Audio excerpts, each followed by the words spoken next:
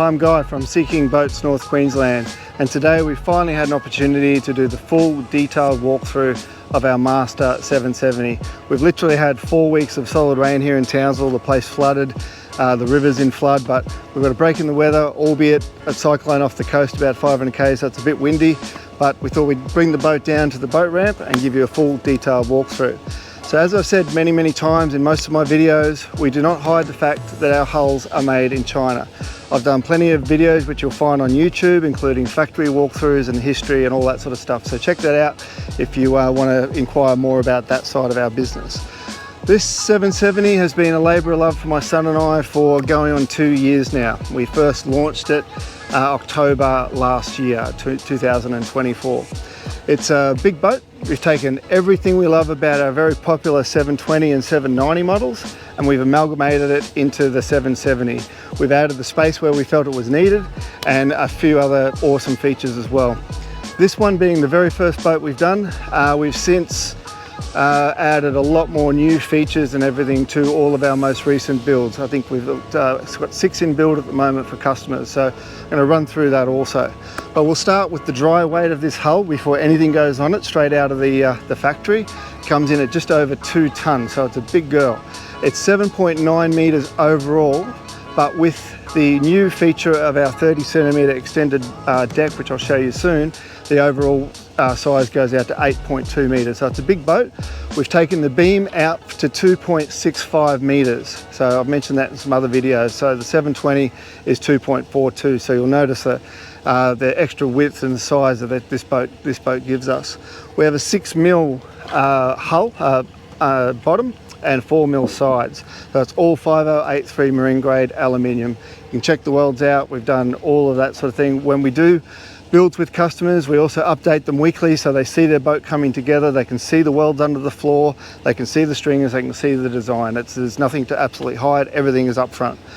Starting at the front of the boat, our friends at Savwinch, we've actually redesigned our 720 and our 770 anchor well cavities to now take a big drum winch, because in the past we were fitting vertical winches which were not as strong and just a little bit hard to get anchors up when they're really wedged into our reef. So we've gone for the bigger drum winch, Australian company, we fit them here.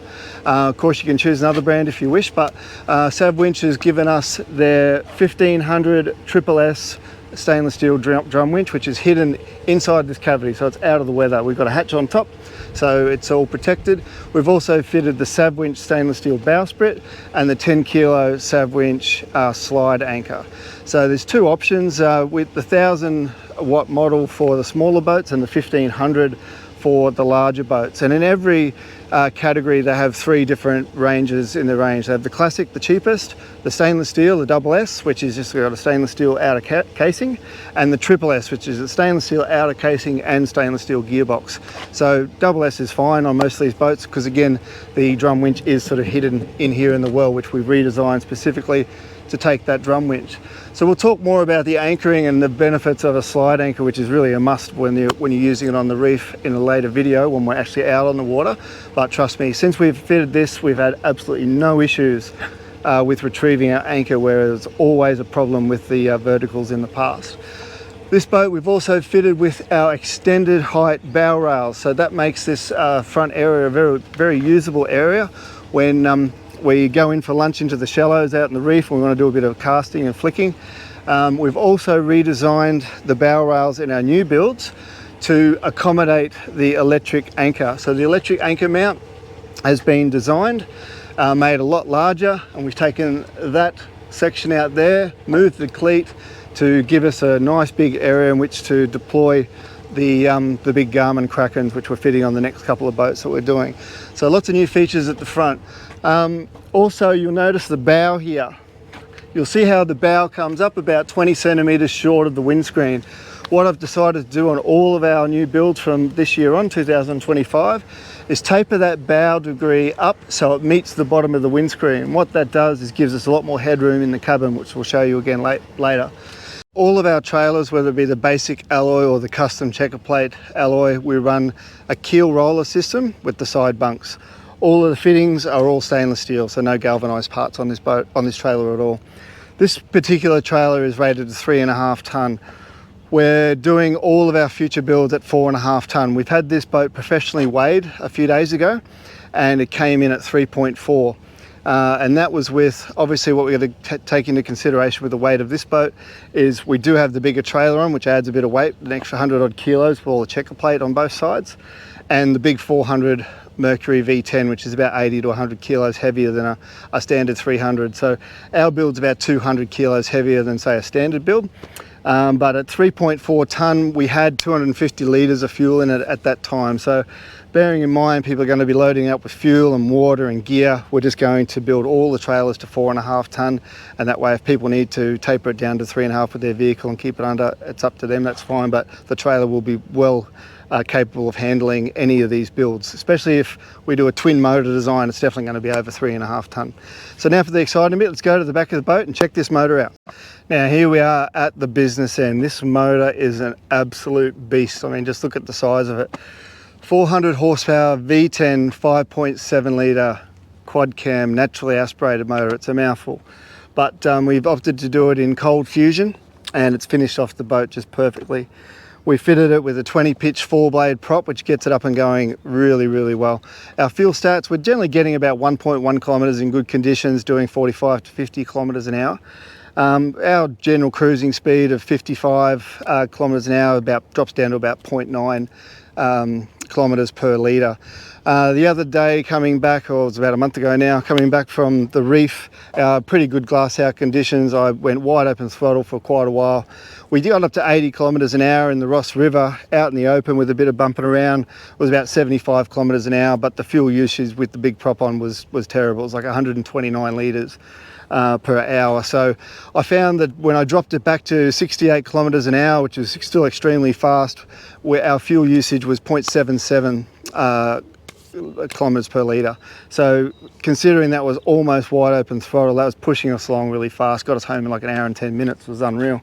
Also at the back, we've swapped out the factory's scuppers for these $200 stainless steel scuppers. A much better design. They don't allow water in it at all. And as I mentioned before at the front, our new builds have also got an option of extending this rear deck. So this rear deck area is, the prize fishing position on both sides. So we've extended it out 30 centimetres, which almost doubles the size of this fishing space here. We've taken off the horizontal locks because they can be a little bit deceiving at night time when we're fishing. You might think that they're locked, and you go off for a bit of a tinkle at the back and you end up in the water. So we've opted to have a spring-loaded vertical bolt put here so there can be no more mistakes.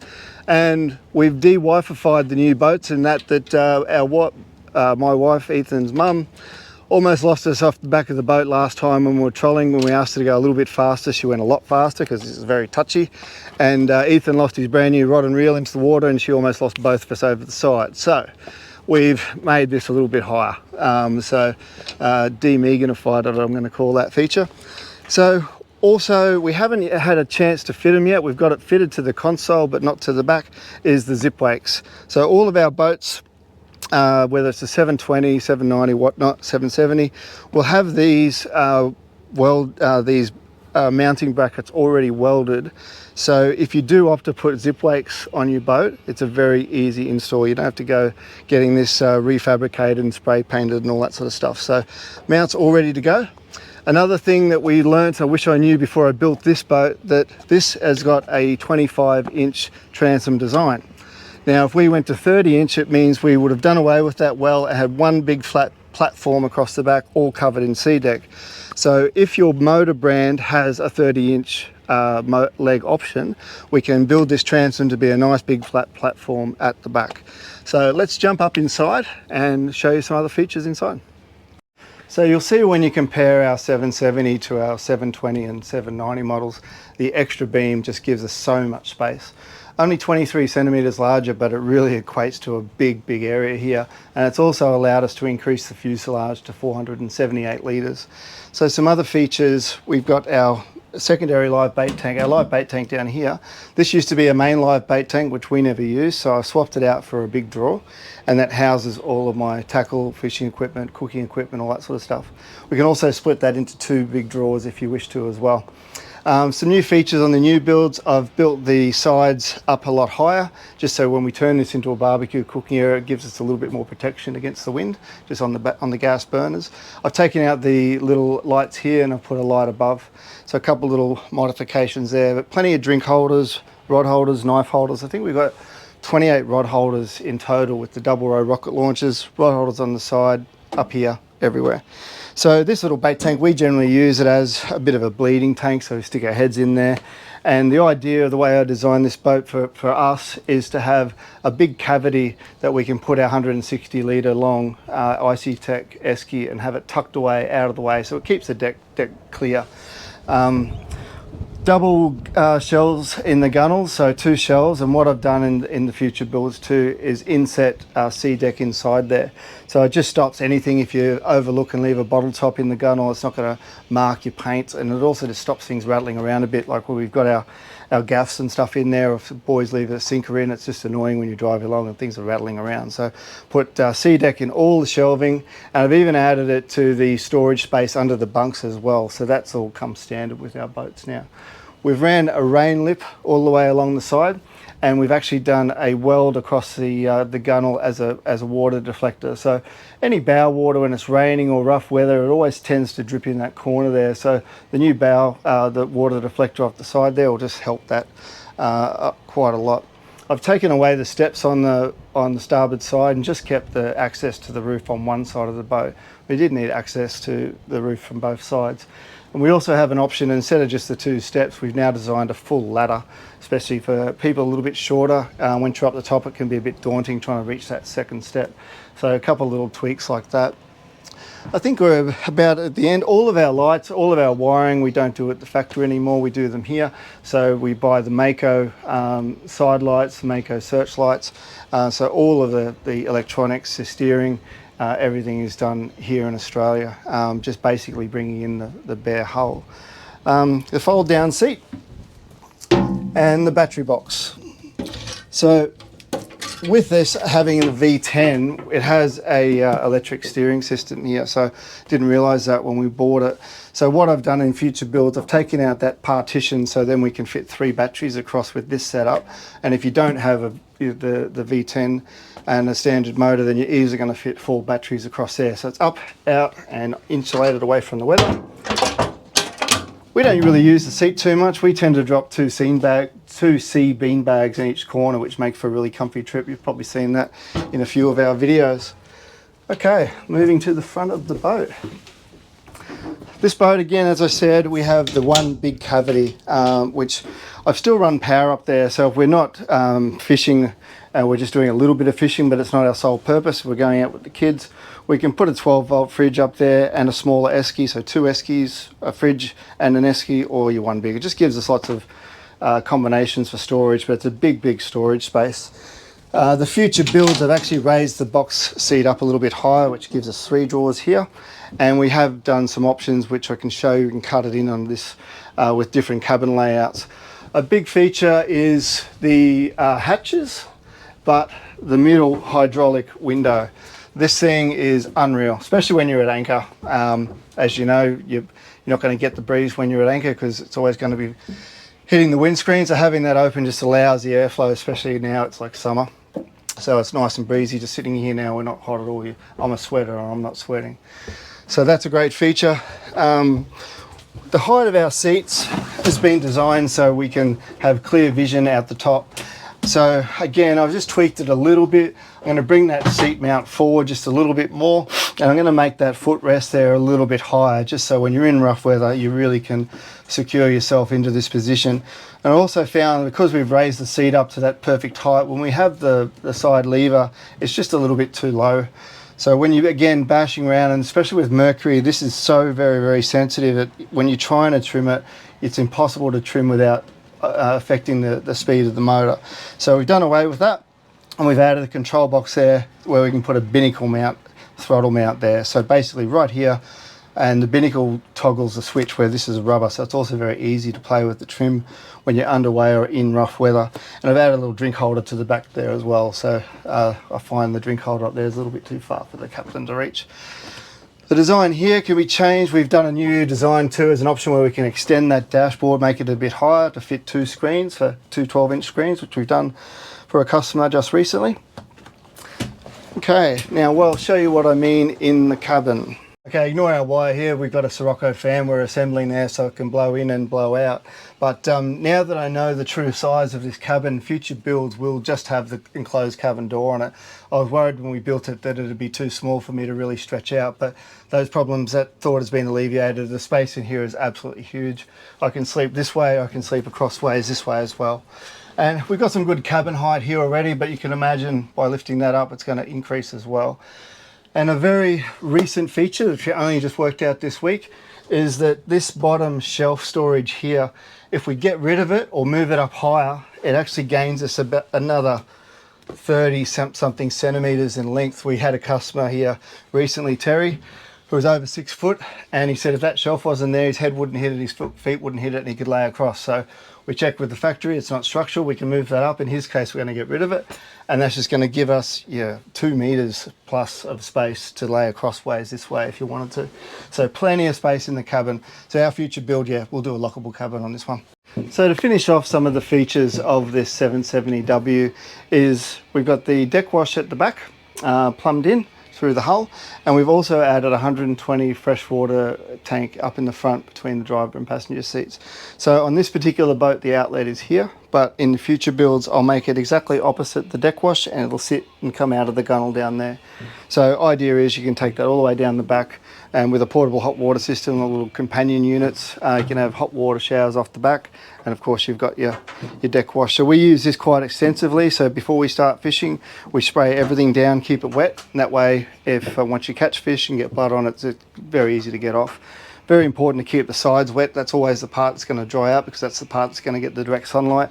So when you do have squid or bait dry and get crusty, it does become a little bit more of a job to get it out of the deck wash. You've got to get a toothbrush and just sort of scrub it off. But keeping it wet is the key. And after every fish, we just give it all another squirt in between spots, spraying it all down.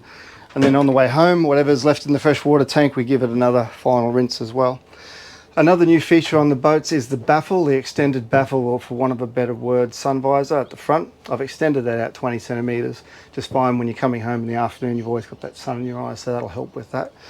I think that's about it. Lights, the factory fitted lights, these push button ones, they don't seem to do a lot, so we swapped them out with these touch lights. So one touch is a nice light blue, and then a bright white, which is really disperses light. So we've got 3 fitted in here. We've only ever needed to use 2. They're quite bright. With the addition of a third one, probably above the cooking area, that'll complete the lights for the cabin.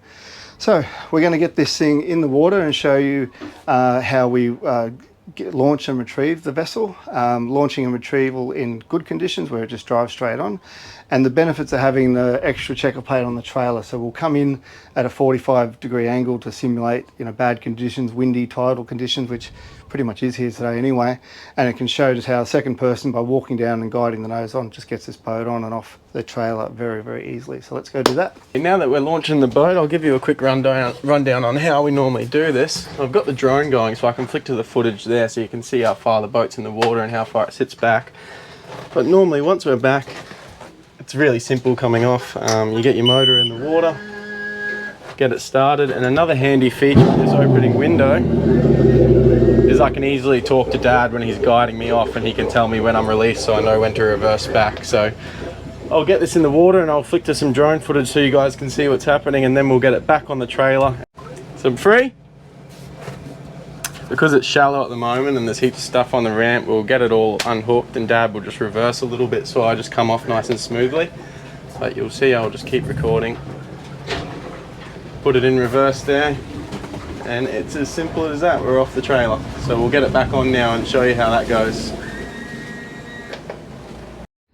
So here we're going to simulate, if you're in really tricky conditions and you've got the wind and the tide against you and you've really got to come in at a sharp angle. This is where this trailer with the wide checker plate comes in really handy, because I can just sort of walk all the way down here, and basically it doesn't matter what angle he comes in at.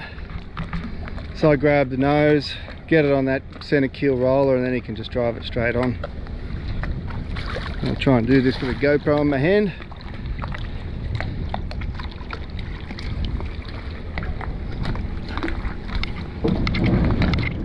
just hold there. So then I just jump off the back, get a view of the boat from the front, make sure he's perfectly lined up. Okay, that way a little. Righto, straight up. And once it's on that keel roller, it's just a matter of driving it straight on. All the way up. And then I just give him the hold. I'll just go in there, put the safety on, latch that up, wind it a couple of times, and we're away. Righto. So this time, just going to simulate me not going down there, just better conditions, which really isn't today. It's quite windy, but see how we go. I generally put my hand up to where I think the center of the bow is, so Ethan can then use that as a guide to get himself onto the middle roller. So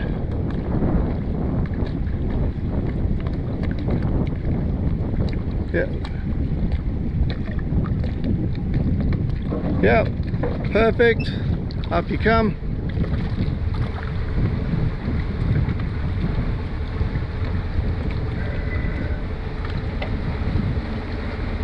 Rolls around a bit until it finds its bunks there. And that's it, easy as that. Righto, well, we'll get back out there and do a bit of a rough water shot. So another good little safety feature that we like to use on the boat is we take out these two Retvis Marine Radios. Just gives us a second option if you have a failure, but also if you're retrieving the boat and you need a hand to communicate to your captain or whatnot, you can use these until you get proficient at getting the boat in and out of the water.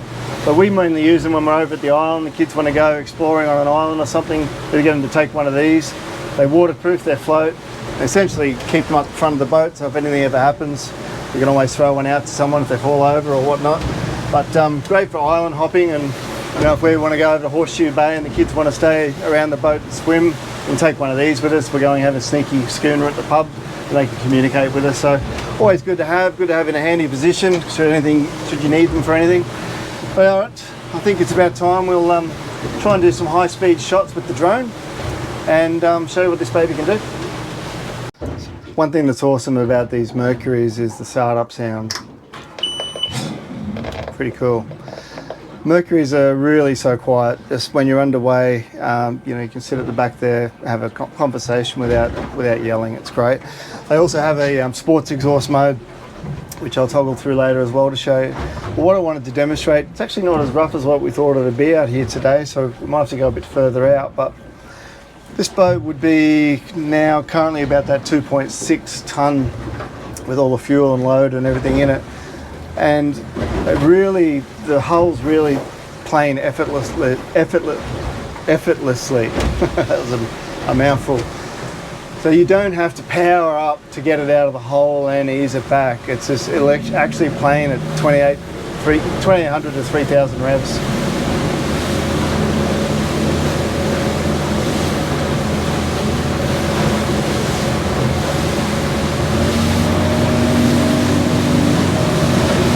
So there we are, sitting at 2900 revs, pretty much on the plane. Just get it up a little bit more. So you didn't have to accelerate to get it on the plane at all.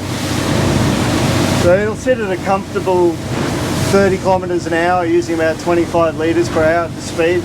So if in really rough conditions, or you got family and kids on board and you just want to get back through the channel, back from the island, and just motor at this speed, you're going to get home nice and easy.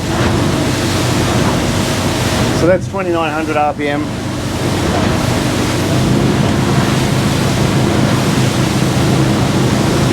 That's sitting about 3200 RPM now. And we're doing about 33k an hour, using 28 liters per hour. So that's about the best we get, I think, with this big boat. It's fully loaded, it's about 1.1 kilometers per litre, which will give us a range of over 500 kilometers. We'll get it up, we're not here to stuff around.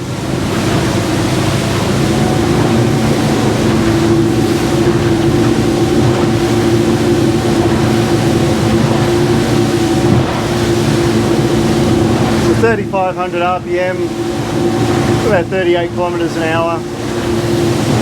33 litres of fuel per hour, so still the same fuel economy, even though we're going a bit faster. Doesn't really change much. As I mentioned before, doing 68 kilometres an hour is only using like 0.75 kilometres per litre, so it doesn't drop down too much. The 400 just pushes it so well.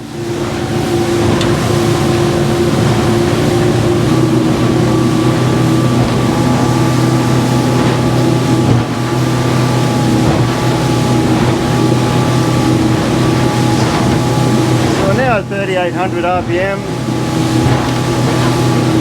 A little bit of chop, not much, but 45k an hour, 40 litres of fuel per hour, so still 1.1 kilometres, doesn't change.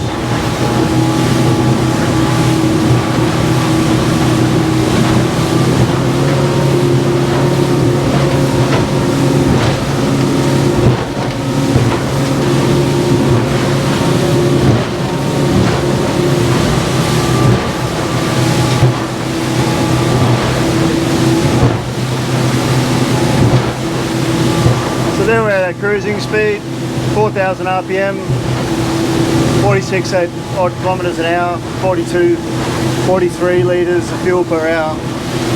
So we'll get the drone up, get some shots. As I said, it's not quite as rough as what we wanted it to be, but might just venture out a bit further and try and find some bigger swell.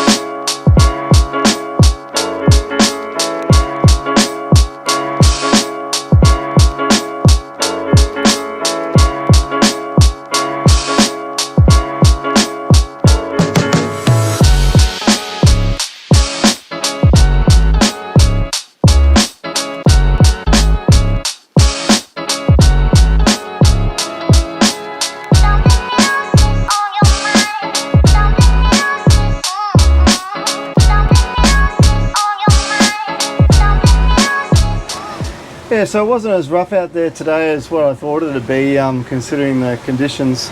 There's still a lot of debris and half submerged logs in the water from the floods and everything, but I think we got a few good drone shots there just showing the boat's capability in a heading sea and a following sea. And bearing in mind that we don't have the zip wakes fitted yet either, which will stop that roll, especially when turning. So we like to sink the motors down on the lowest pin with these boats because they're such a big boat, big heavy boat, big high sides on them. So by doing that, it gives us a lot of trim range. So we can trim this right up to like 38, 40, and it gets us up and going really nicely, especially into a heading sea. So yeah, that's about it for the 770. I think I've covered all the points. We'll post all the new builds and the new design ideas and pictures and different cabin layouts on this video, so you can see the different options. But we can do the fully customizable layout for customers if they don't want to follow one of our designs. Generally about 6 months from ordering to getting on the water with our factory under normal conditions. So just dial the 1-800 number, email us, Facebook page, message us through YouTube. It's just my son and I, so you're either going to be speaking to myself or my son Ethan, and we'll chat to you then. Until next time.